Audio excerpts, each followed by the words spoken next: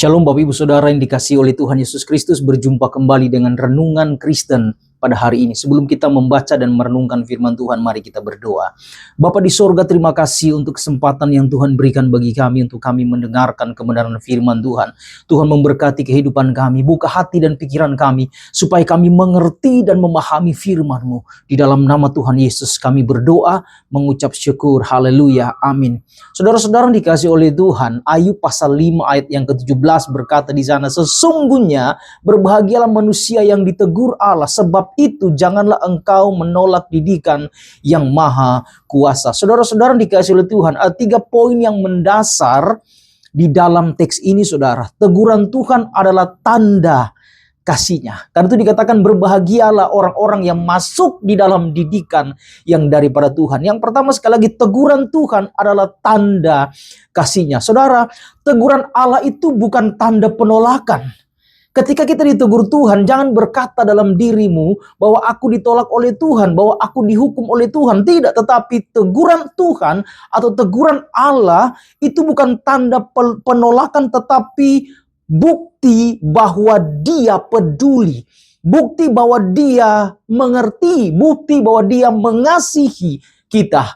Saudara, Tuhan menegur orang yang dikasihinya agar apa? Agar tidak terus berjalan di dalam jalan yang salah, agar tidak terus melenceng dari apa yang sudah Tuhan rencanakan dalam hidupnya. Karena itu Tuhan menegur kita, setiap orang yang percaya, jangan melihat teguran sebagai hukuman, tetapi saudara, melihat teguran sebagai bentuk kasih sayang Allah dan perhatian Allah dalam kehidupan kita, supaya kita kembali kepada jalan yang Tuhan rencanakan dalam kehidupan kita. Yang kedua, saudara, didikan Tuhan membentuk karakter.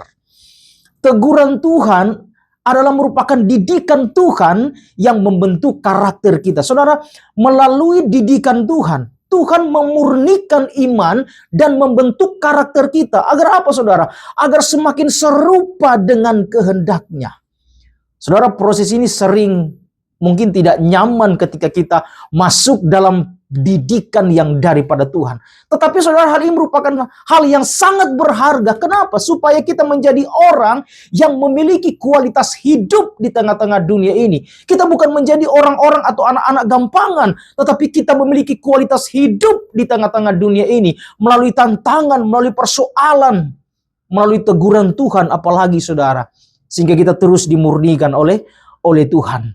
Poin yang ketiga, saudara, teguran Tuhan dikatakan merupakan satu kebahagiaan. Kenapa? Ketika kita taat dan setia, kebahagiaan sejati lahir dari ketaatan. Kan itu firman Tuhan berkata, berbahagialah manusia yang ditegur oleh Allah. Saudara, ketika kita ditegur oleh Allah, maka dikatakan bahwa kita adalah orang-orang yang berbahagia. Bahkan dikatakan orang-orang yang diberkati oleh Tuhan. Saudara, kebahagiaan sejati bukan berasal dari hidup yang tanpa masalah. Sekali lagi, saudara, kebahagiaan yang sejati bukan berasal dari hidup tanpa masalah, tetapi dari hati yang mau diajar dan hati yang mau taat ketika ada di dalam didikan Tuhan. Bahkan saudara, di tengah-tengah persoalan sekalipun, di tengah-tengah masalah sekalipun, pergumulan apapun yang kita hadapi, justru disitulah saudara, iman kita semakin dimurnikan oleh Tuhan. Ketika Tuhan sedang mendidik kita, terimalah didikan Tuhan dengan rendah hati. Jangan pernah melawan, saudara.